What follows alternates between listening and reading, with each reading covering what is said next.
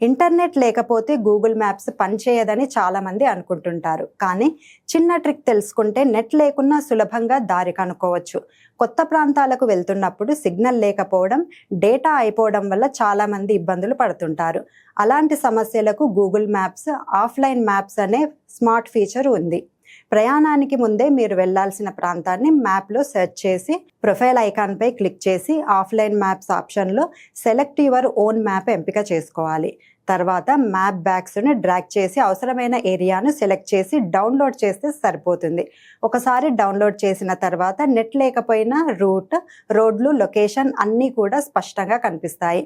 ముఖ్యంగా hill stations, గ్రామీణ ప్రాంతాలు లేదా లాంగ్ డ్రైవ్లకు వెళ్ళే వారికి ఇది చాలా ఉపయోగకరం. అయితే ఆఫ్లైన్లో ట్రాఫిక్ అప్డేట్స్ కనిపించవు అనే విషయం గుర్తుంచుకోవాలి.